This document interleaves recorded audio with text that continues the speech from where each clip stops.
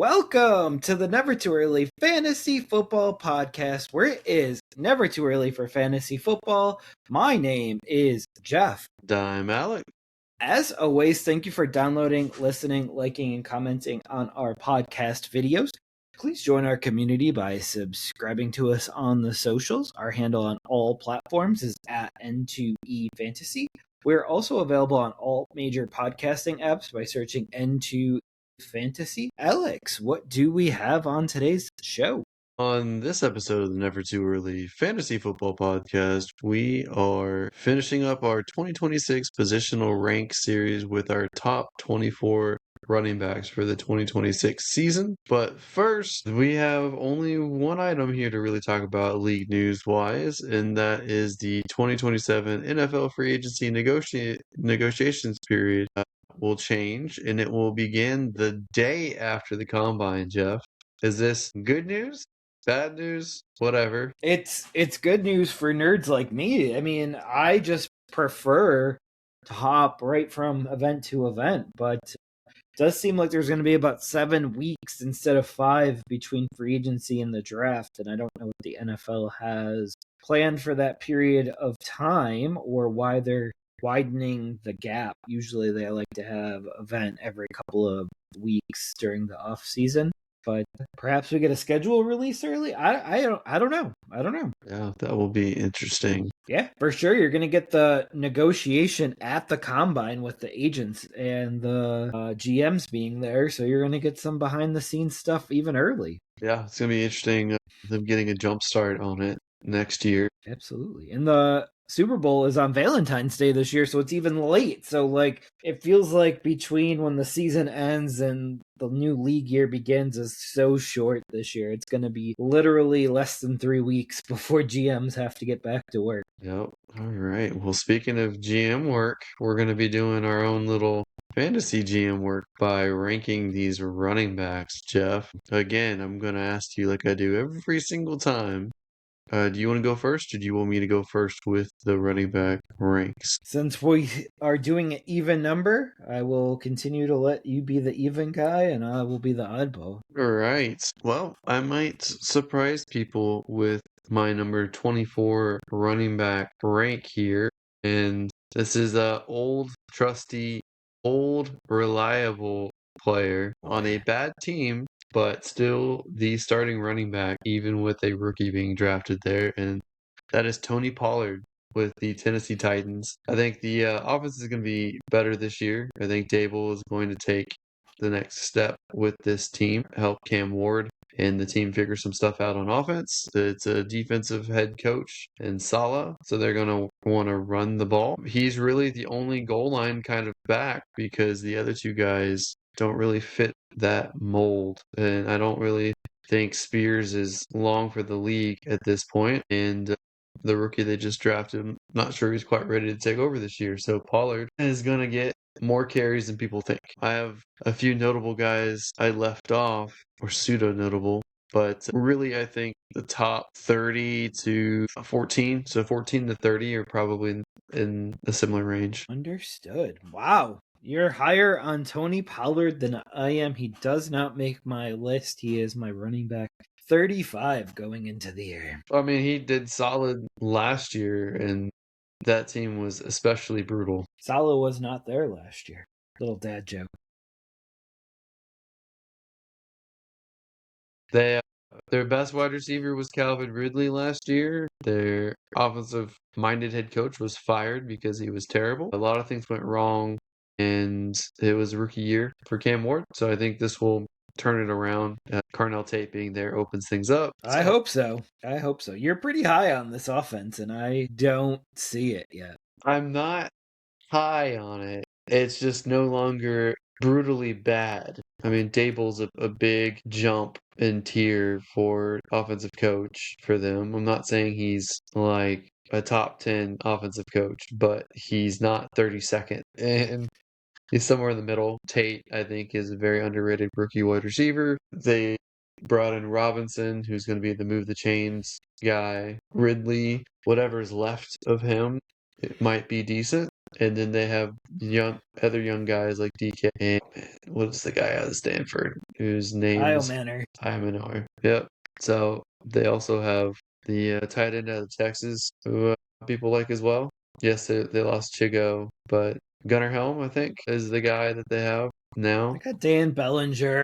Yeah, Dan Bellinger might be annoying for Gunnar Helm stands, but again, everything has improved around Cam Ward, and that if the passing game is decent, it opens up some lanes for the run game. All right. So I will hop in at my number 24, and it is a guy on a new team that actually has to share with the incumbent still. Obviously, this could change, but it's Travis Etienne. Interesting. Let's see. He is a little higher for me, so Are we'll you get there when we going get with the there. assumption that Kamara will be off the team, or is this with Kamara still being on the team? I'm hedging, so I have it ranked where it's like halfway in between both outcomes. So, aim small, miss small. I just watched the Patriot like twice this past week. So I don't know if Kamara is involved or not. I think Kamara is more of the receiving back. I think Travis Etienne can do some receiving back Yeah, aspects, but it's hard yeah. though. It's hard with him and considering what the pie looks like. But yeah, I hope it turns out well for him. But right now, with what information we do have, I have to put him at 24. But hopping over to my number 23 is Chuba Hubbard. What do you think about that one? Chuba missed my list here. What? I think he and Jonathan Brooks are gonna split, and that takes both of them out of the top 24 for me. So Chuba is 30 for me. Understood. And do you think Jonathan Brooks has enough of a knee left to contribute like that? He is enough of a threat that knocks Chuba down my list, but not enough to make Chuba unusable. I still have Chuba. I have them both in the RB3 or flex conversation. And either Understood. if Brooks gets knocked out again, then that raises Chuba up. If not, I think they will eat into each other's upside. Understood. All right. Who is your number 23? My number 23 is you're gonna hate this, and a lot of people are gonna rip me for this. Maybe not a lot, but some people will. I have Bucky Irving here. You got a lame duck head coach that his entire staff was fired last year. You have Baker Mayfield, who I faced some criticism last in the quarterback episode that Baker is below Brock Purdy in my rankings. And he dealt with oblique and other issues, and he's in a contract negotiation spat right now that he hasn't worked out a contract. I don't know if Zach Robinson's actually going to be that good of an OC when it comes to the run game. And he's got Kenneth Gainwell and, yes, Sean Tucker right there to compete with him. Sean Tucker, most underrated running back on that roster. But Planet? I don't know if you knew this, but Kenneth Gainwell was voted by the Pittsburgh Steelers players as their MVP last year, and now he's been accredited to be the 1B to Bucky Irving.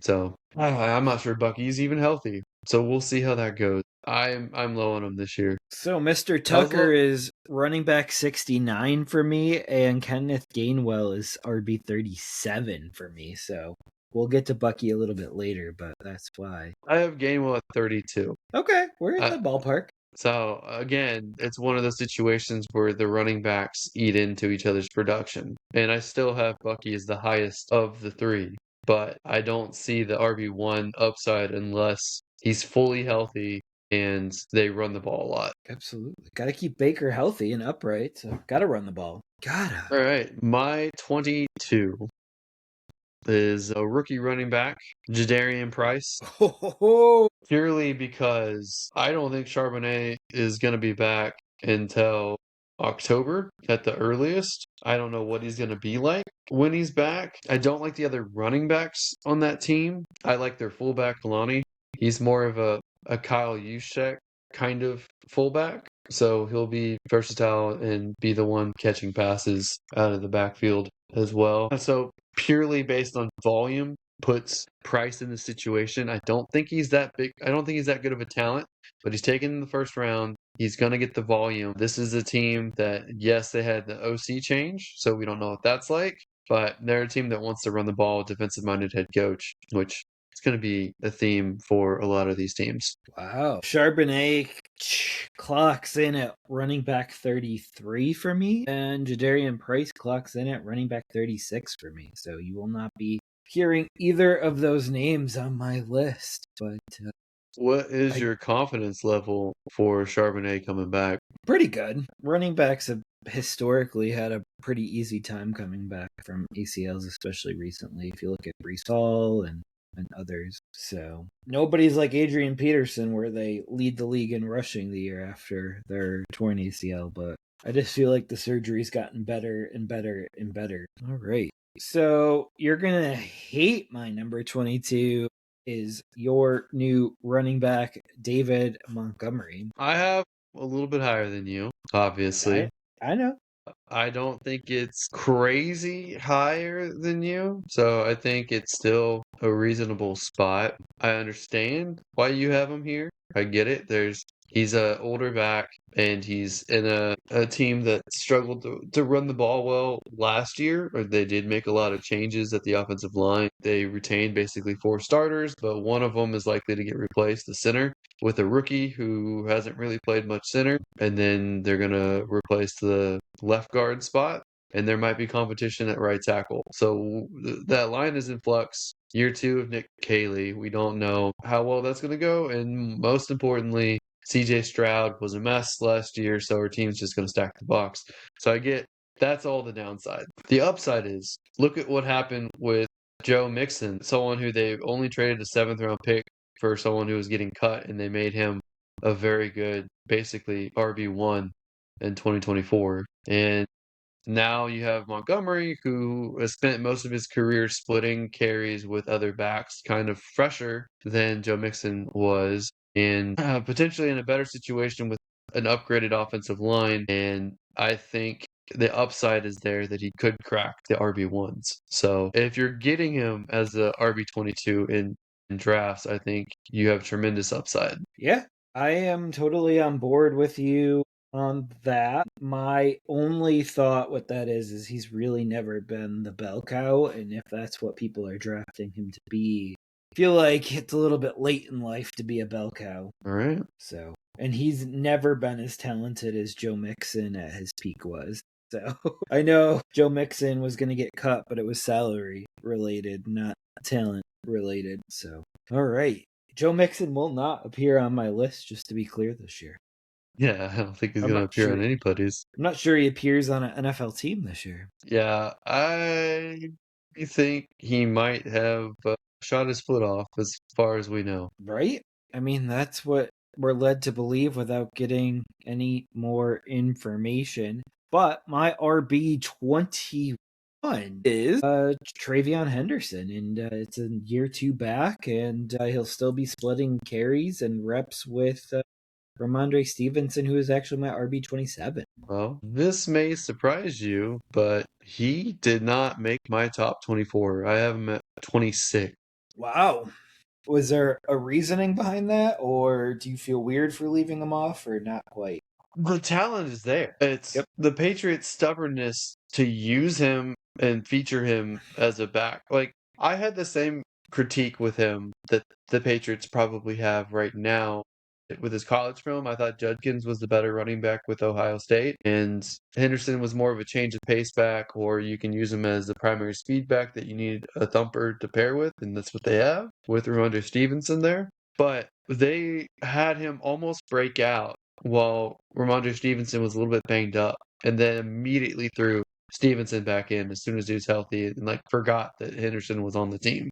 So I'm worried about that aspect, and I'm worried that they're going to have a much more difficult schedule. As we know, they had one of the easiest schedules in history last year, and that's not going to happen this year. I don't think their offensive line has really improved that much. I know they drafted another rookie to throw out there, but Campbell was so terrible at tackle that almost anyone can tell you he should not be a left tackle, he should be a guard, and they still refuse to make that change. So I'm not really optimistic there.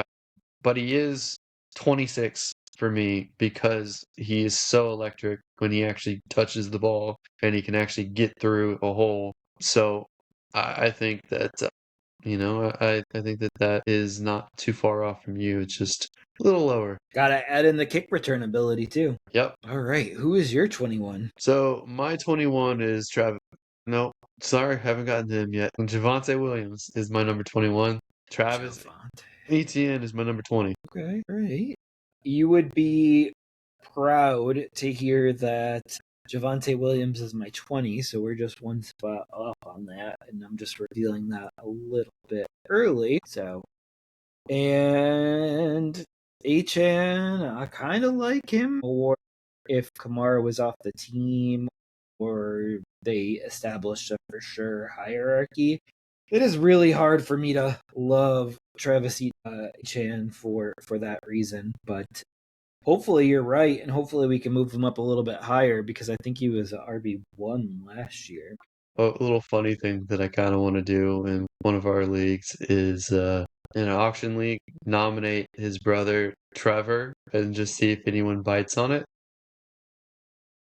There you go. But I don't want to risk getting stuck with him. People would be more likely to do that with Brian Robinson and Bijan Robinson because it has the same team up top. Nah, well, everyone already has Bijan, so That's true. That's where true. Travis and Trevor are both in the auction block there. So You got to have a startup auction this year then. I mean, that's all there is yeah, to it. All right. So my number 19 is Scataboom. interesting. You're higher on him than I am. I feel like I like him more than you so that's weird. That's how I feel with Jadarian Price. I have Scatterboo at 25, so he Okay. barely misses this list. And I think he's going to be productive when he's on the field. I don't know if he's going to mash his head and be out or if he slugs it out all year.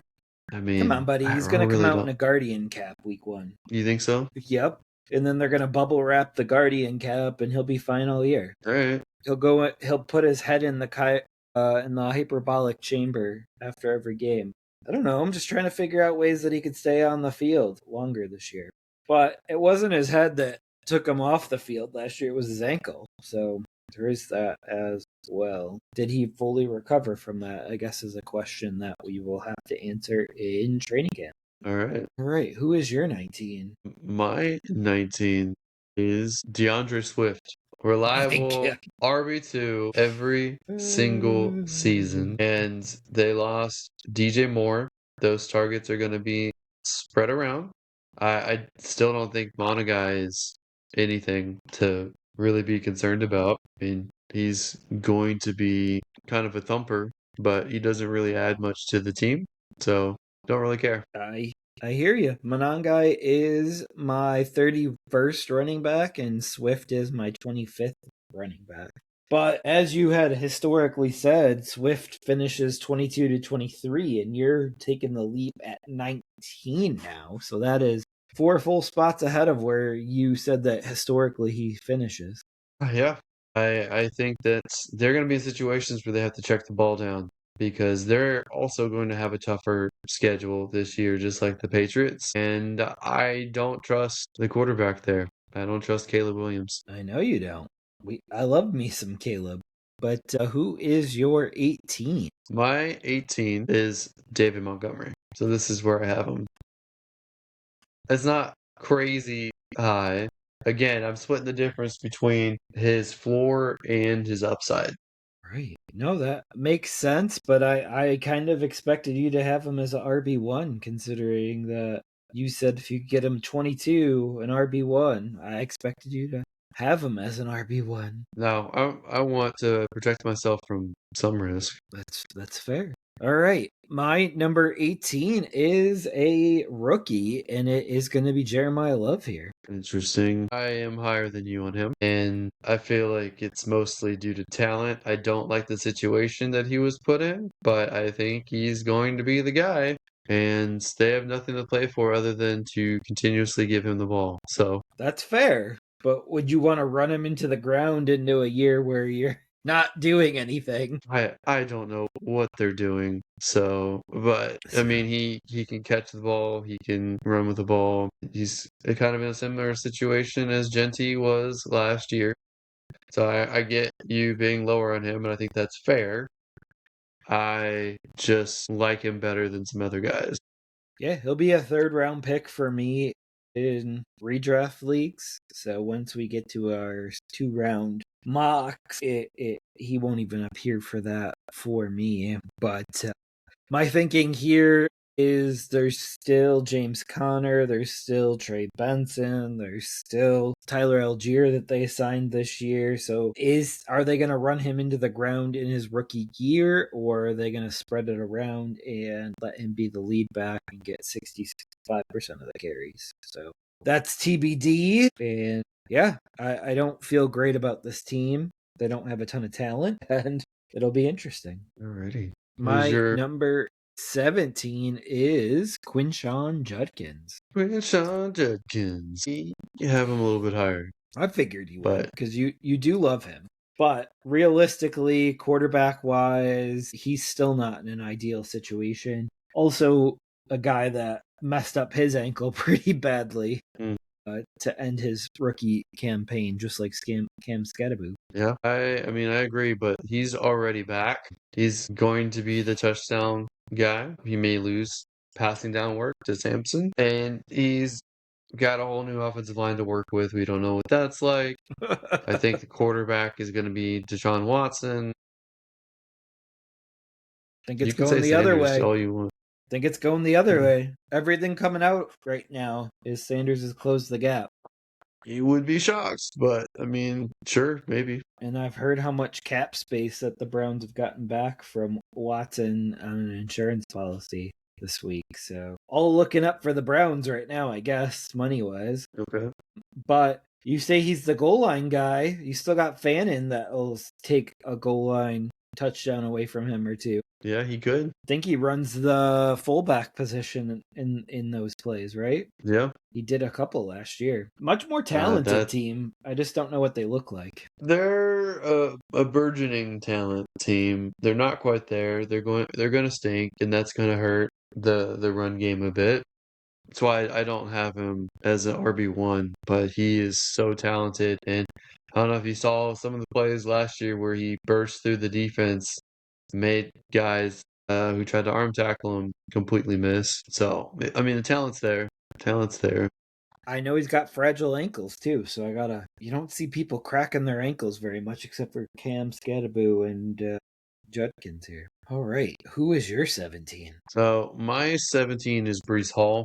He's more talented than this, but he's on the Jets. Geno Smith is currently the starter. We don't know if that will remain the case, either due to play, injury, or legal issues. The head coach is on a short leash. I don't really care for the retread offensive coordinator. They're in a tougher division with the Patriots and the Bills. So I don't really like the upside, and he's struggled to be a top performer historically. Yeah, I mean, last year though was his first 1,000 yard rushing season, and I do expect him to at least duplicate that again. But and he also got paid, so we will see. But I have Brees Hall a little bit later on the list. All right. Well, my number 16 is Kyron Williams. This is where I have him slotted. He's one that perennially surprises people and outperforms his draft position, even though everyone assumes the doom and gloom is going to happen and he's going to be replaced by Corum or by whatever other running back they drafted that year. He is still the guy until it officially happens.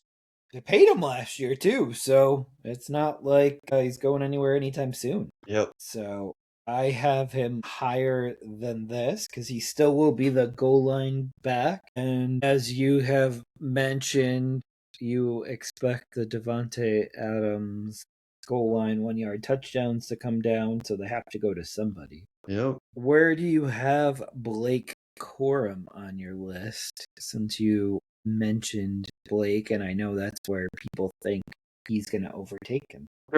Currently, I have him 34. Okay. I have him 42. So We're 8 spots apart on him. But if you get Kyron Williams as a 16th running back in the second or third round, that's a screaming value. I would do it 10 times out of 10. And I'm sure you would too. Yep. All right. Well, as I said, coming up very shortly is Breece Hall, and he is my number 16 running back. So we are 1 spot off on Breece Hall, and we both admittedly could be wrong on that if he does perform like he did last year.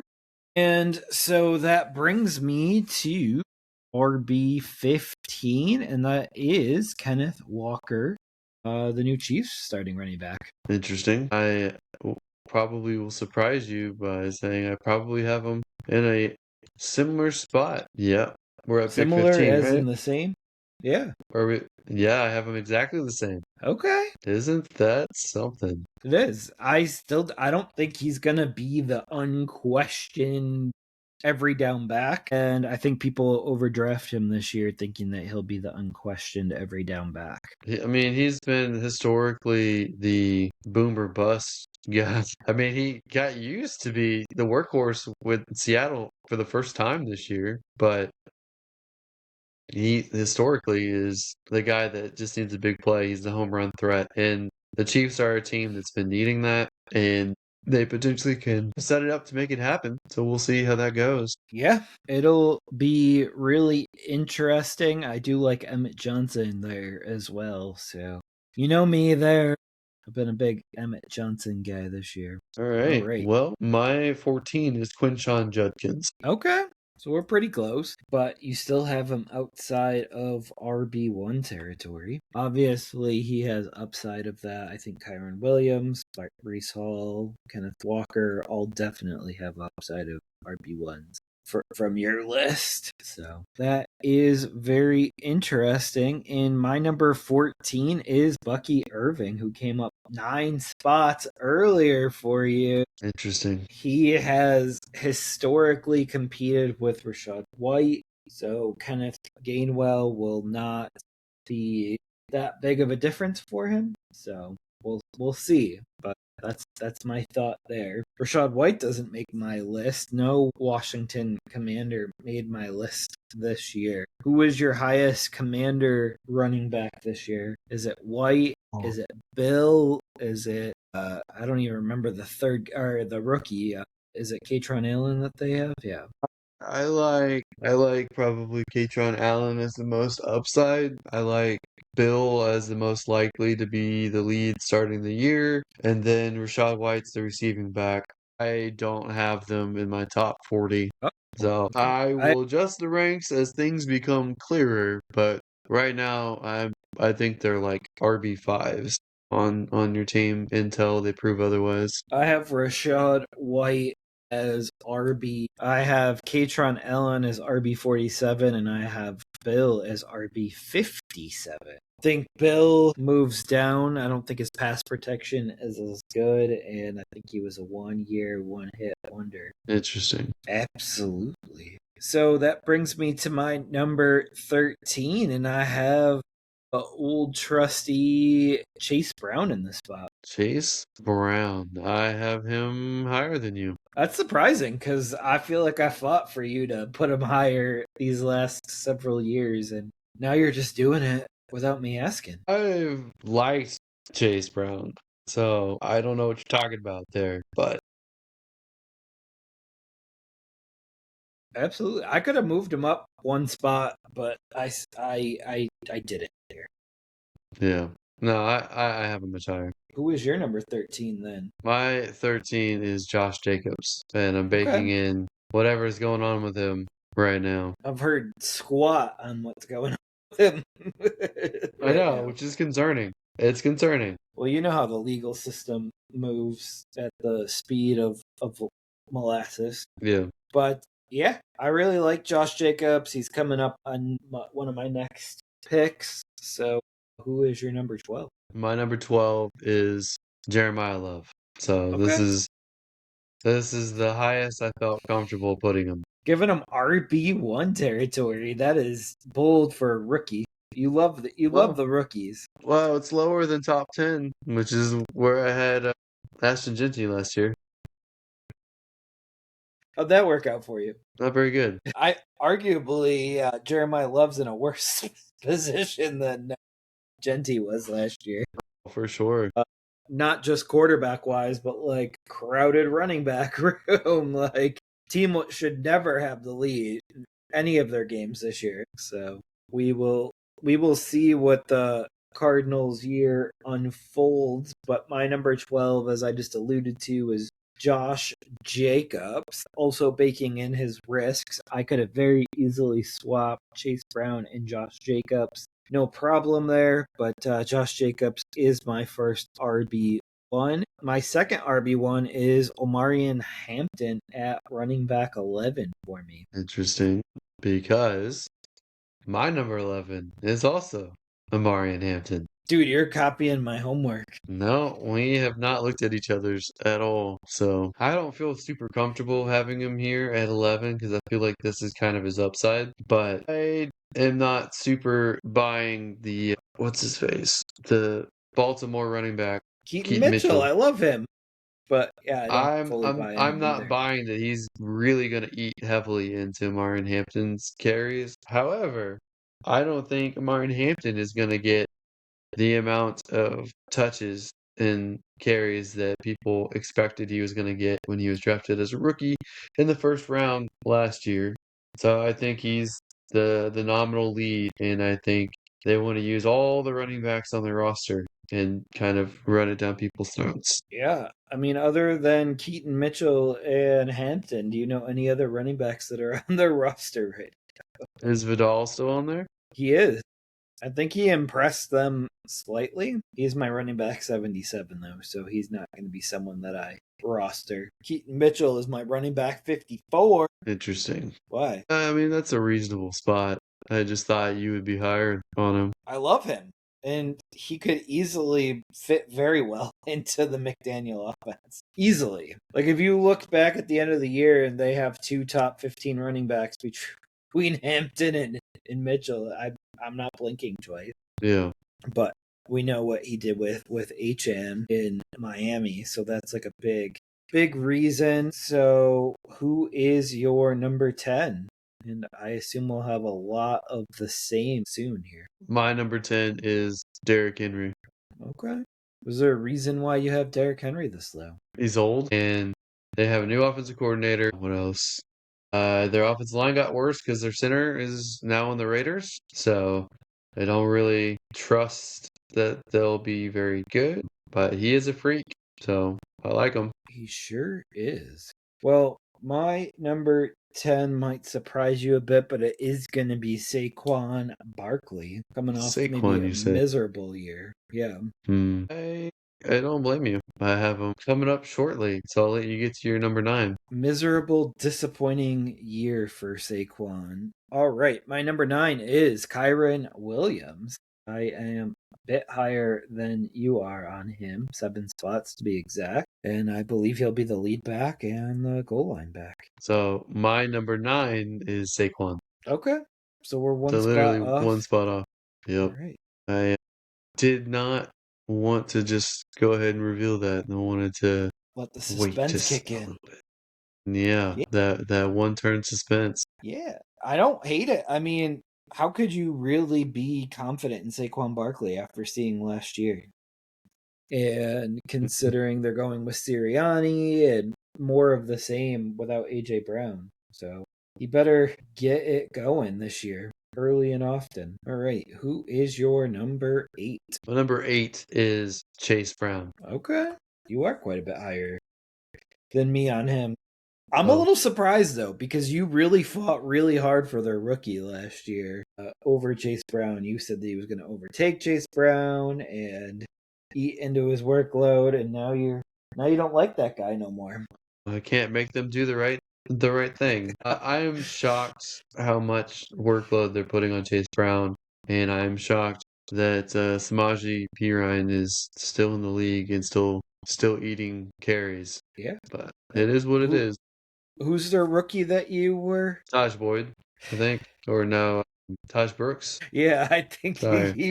you went way back in time with their third Well, I don't receiver. think it was way back in time, but yeah. Boyd. Yeah. It'll be interesting to see if he starts cutting into any of it. I have Brooks as RB 83 going into the year, so he could easily surpass that, and P Ryan at RB 59 into the year. So see a lot more Chase Brown in our futures than we're probably comfortable with. But my number 8 is Ashton Genty. Interesting. So I feel like this is a pretty high spot for me for Ashton Genty. Who is your number 7? Number 7 is Derek King Henry. So we're just gonna be shuffling running backs, it looks like. Every day we're shuffling. That's too high for me. Too high for my taste. What did he finish last year? I mean, he got a lot of touchdowns last year. I mean, are you counting on that many touchdowns? I mean, he's going to throw for at least one, like he does every year. But the last few years, he's finished 7-3-8 at running back. So this would be his low. That would be pretty much one spot off of his lowest of all time in the last 3 years. I like Derrick Henry. I just age comes for everyone at some point. Yep. I ain't betting on that this year. The reason being is I watched when they ran it down people's throat, and I watched when he was off the field last year. So he is still virtually impossible to tackle, especially as the more tired your defense gets. Yep. We will see. I mean, they'll have a little bit easier of a schedule, I think. All right. Who is your number 7? My number 7 is Devon Achane. Okay. He'd be higher if Miami was any good, but he's still a lethal threat even on a bad Miami team. And he's basically the whole focal point of the offense of everything that's left. Think it helps having a rushing quarterback as well? Yes, I think so. Awesome. And who do you have at number 6? At number 6, I have Christian McCaffrey here. Okay. I don't think he could do back-to-back awesome seasons. I can't get over past injury stuff, so I can't count him out entirely, so I still have him at 6. No, that's totally fair.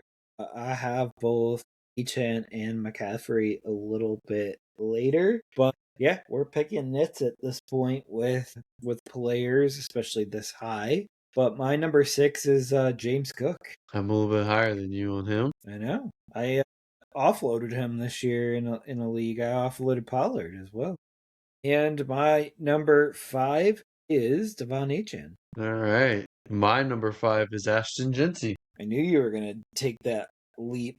This is a little bit of a risk, though, this year, and I know you won't fully agree with it, but they did draft Mike Washington Jr., and we'll see if he can eat into more of the workload that was Genty's last year. I don't know that he will, but they've got top tier center. They've got, in my opinion, one of the better offensive minded head coaches, and I think that they've had a lot of improvements to the team as a whole, especially on the defense. I'm a little concerned about the wide receivers on the team, but I think it's much improved. And Genty was, I mean, basically RB1 last year with kind of real crappy efficiency, but this year it's gotta be better, right? It's gotta be better. Unless Mike Washington Jr. Kicks it into high gear in preseason, and you can't take him off the field. He's No. got the physical ability to, so He doesn't have the same skill set. right.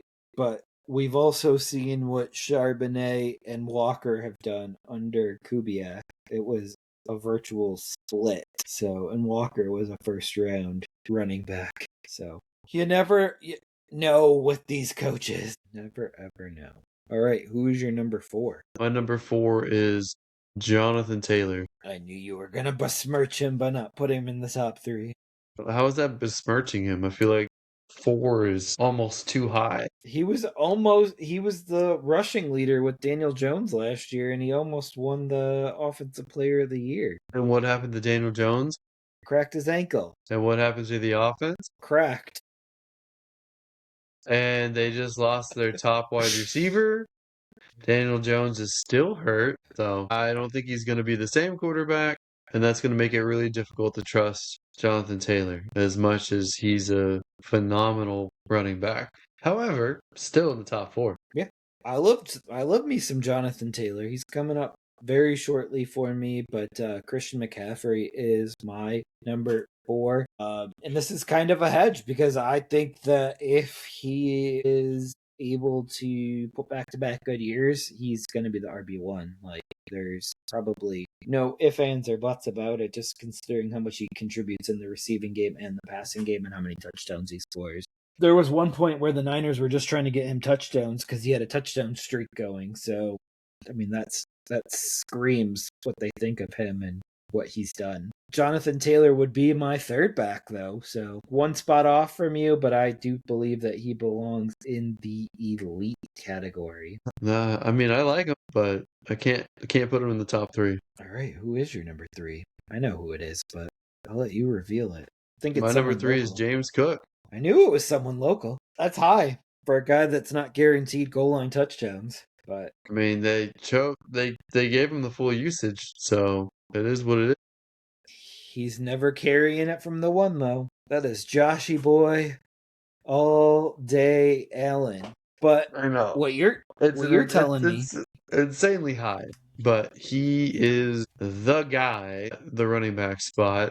He is a receiving back as well. He's on a good team, and I think that hopefully with DJ Moore, they're able to get a little bit more vertical. I don't know if they'll be successful at going more vertical, but he's still there. He's going to be featured heavily. agreed. I remember you didn't like his holdout last year, and that he actually had one of the more successful hold in years that we remember. So Buffalo Bills should be pretty good this year if you got Allen as your number 1 quarterback and James Cook as your third running back. Like, that's a big chunk of offense right there that they should be able to put up. Big chunk. All right. Now down to the big 2, Bijan and Gibbs. Who do you have at number 2? I have Bijan at number 2. Ooh. Any reason why? Worst team, new head coach. Man, I think the offensive line is worse than people think it is, but I mean, you really can't go that wrong between choosing between the two of them. I mean, they're basically 1A, 1B, and you can flip however you want. Yeah, and I am going to flip them. I have Jahmyr Gibbs as my number 2 running back, and I don't know if he can be a bell cow. And I think Robinson is built to be an every down back. I mean, he was basically the bell cow last year. And what percentage of snaps did he play? The majority? I don't have those numbers right on hand. Agreed that he played the majority, but 51% would be the majority. So, and I think Bijan could handle 80% of snaps, and I think Gibbs is more of like a 75% of snaps, guys. So, playing the numbers there a little bit. Got Pacheco in town, and you got Brian Robinson in town now. So, Bijan is my number 1. Bijan is somebody that I would take with my very first pick, and I wouldn't even look back or think twice about it. All right. Well, I obviously am having Jahmyr Gibbs as my number 1. I think that's a What? given, but I'll just say it just in case. I think he has the better quarterback that he's working with, the better coaching staff. I know that's weird to say, but it is the better coaching staff, and I think Campbell actually will get the ball to the playmakers, which he had to take coaching duties from the OC last year because he wasn't getting the right guys the ball, and basically said Jahmyr Gibbs is the workhorse back, and I think that they will follow through, and I think he is capable of that. I think you you could have a hair's difference between Gibbs and Bijan, but I think Bijan is probably the better talent. It's just not the best situation for that talent. I mean, you're basically having Tua or Penix as your quarterback, which isn't ideal. But it is an easier division, kind of offsets. It does offset. Last year, when Gibbs was the majority guy, he had 243 carries and he had 77 receptions. So, what is that? 320 touches? And Bijan, who was splitting last year, had 287 carries and 79 catches. So he had more catches than Gibbs as well, which is probably a little bit surprising considering their skill set. More catches, 200 more yards receiving, or at least 100 more yards receiving. And I don't know, they both lost their Robins this year. And you could argue that Bijan's quarterback situation is no worse than it was last year between Penix and game manager Cousins. Maybe Tua will rub some of that Achane dust on Bijan. Maybe. Who would you rather have start between Tua and Penix for the fantasy pieces there this year? Like, you think London and Pitts and Bijan.